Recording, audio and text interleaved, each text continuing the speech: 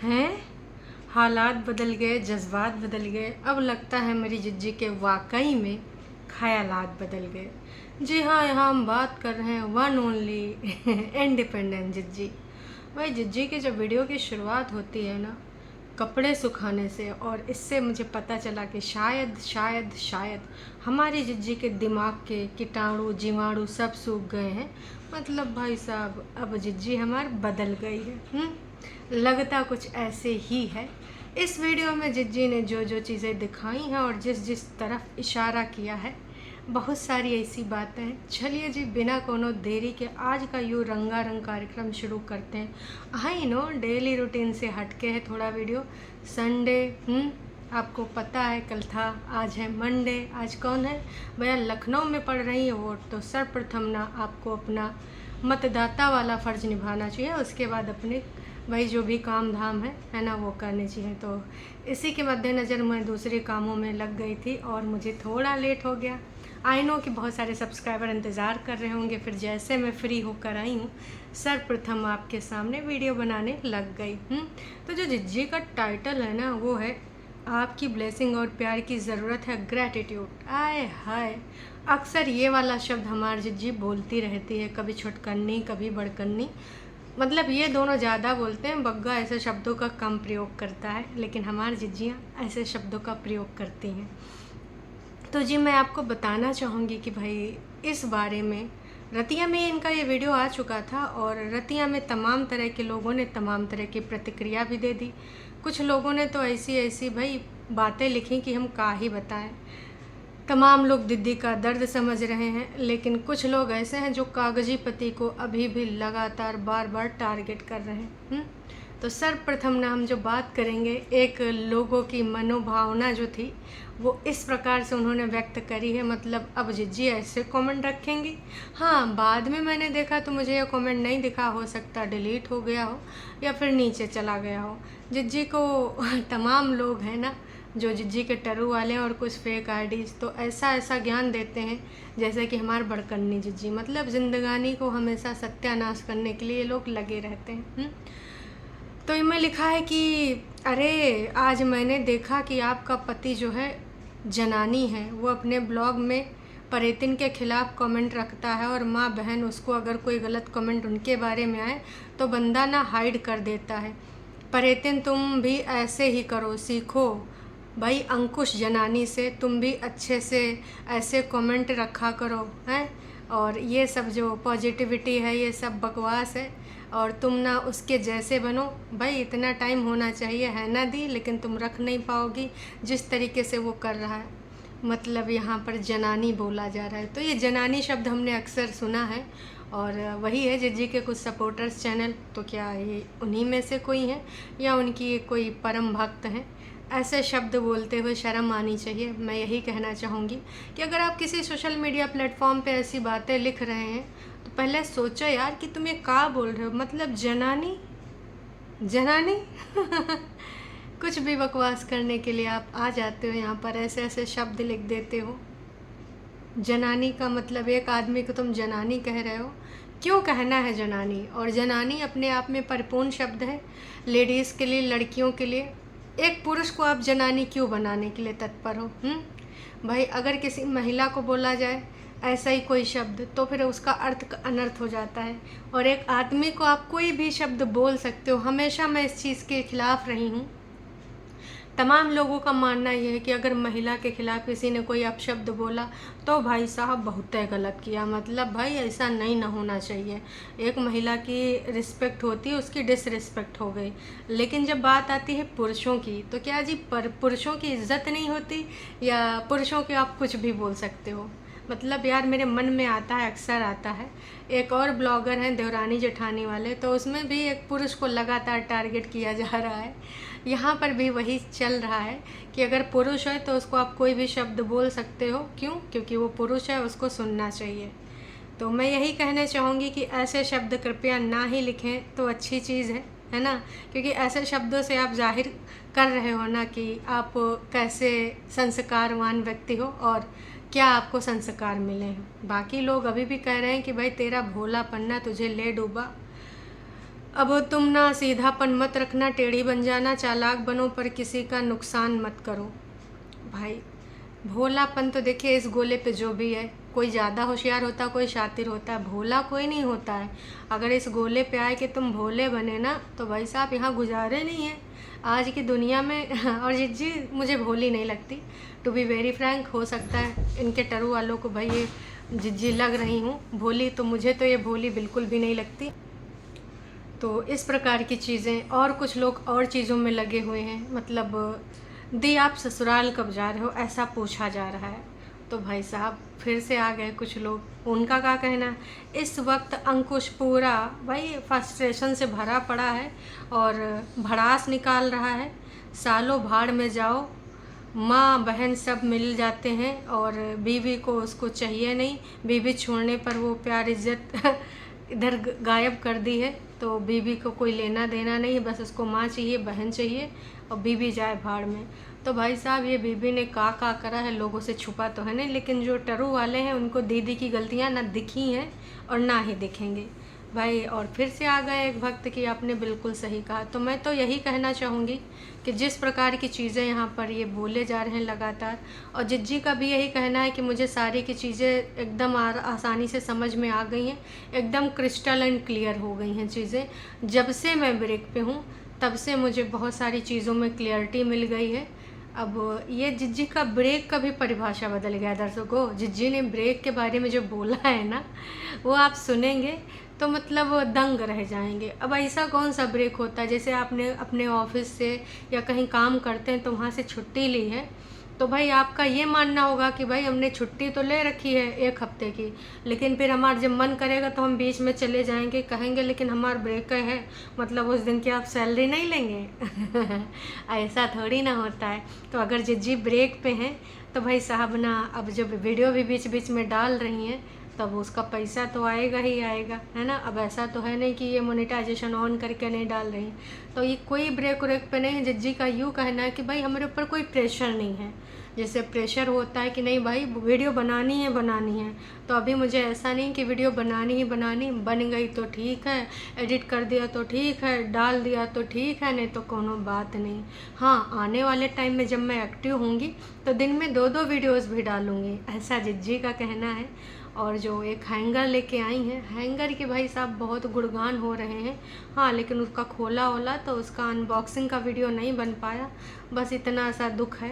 बाकी तमाम लोग कह रहे हैं कि भाई अब इस टाइम मम्मी को आ जाना चाहिए, मम्मी की ज़रूरत है और वह बहुत दूर हैं, आ नहीं सकती, पता नहीं क्यों आपके लिए बुरा लगता है, आपको बहुत मिसगाइड किया गया है।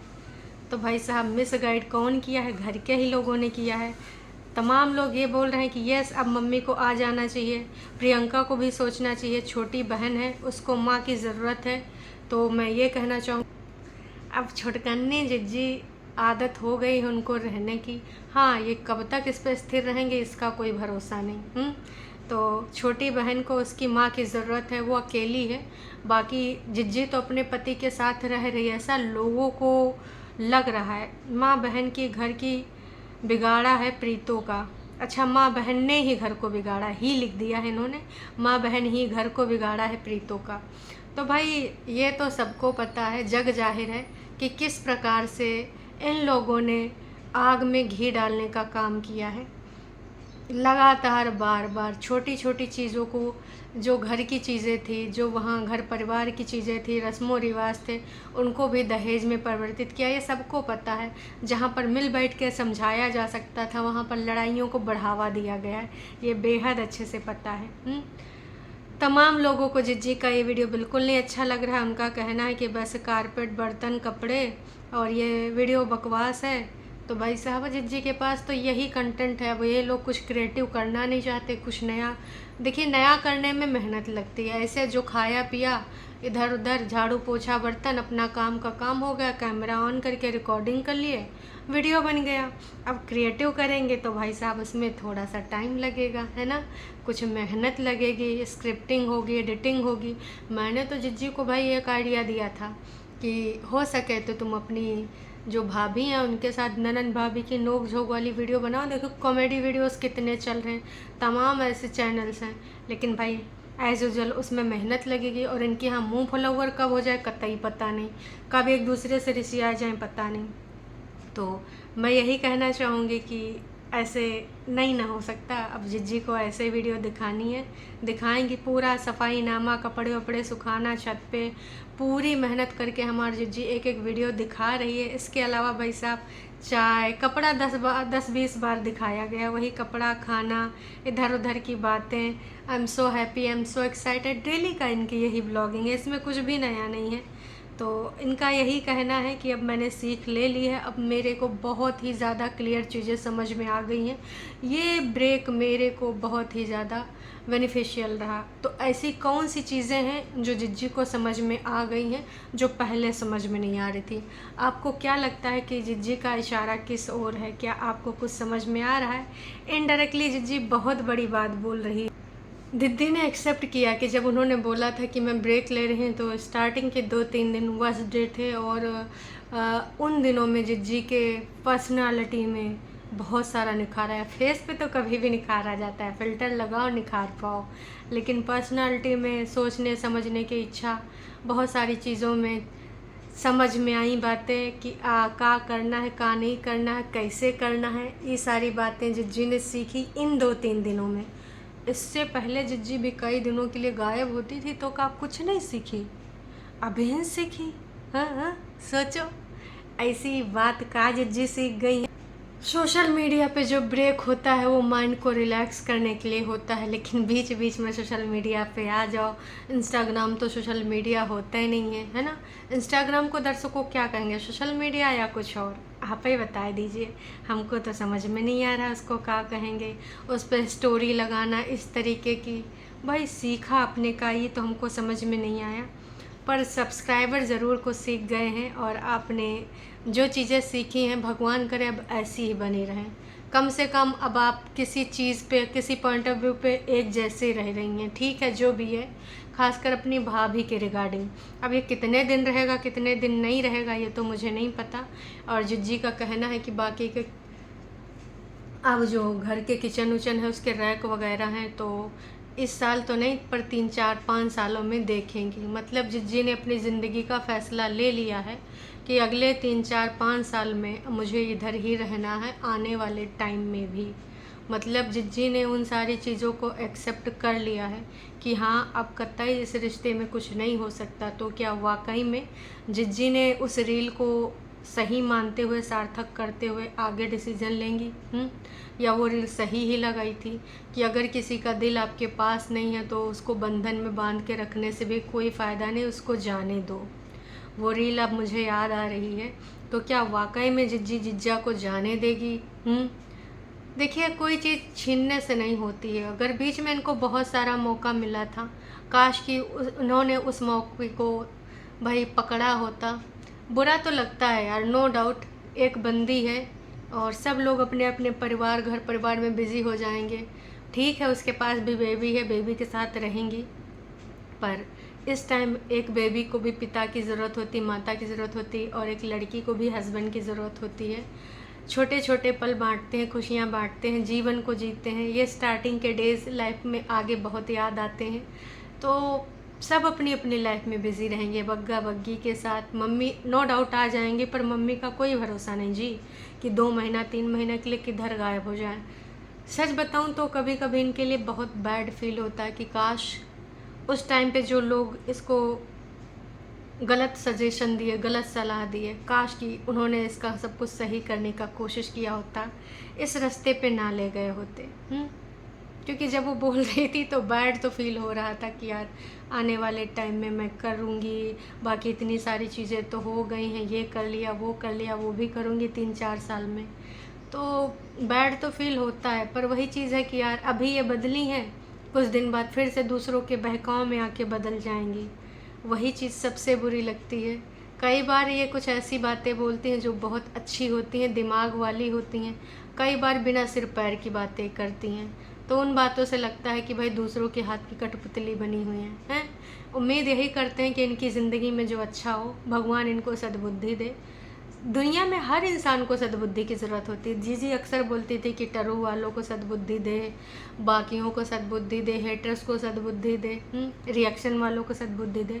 इस गोले पे जितना भी इंसान है, कोई भी ऐसा इंसान नहीं जिसको सद्बुद्धि की ज़रूरत नहीं है भाई, सबको सद्बुद्धि की ज़रूरत होती है।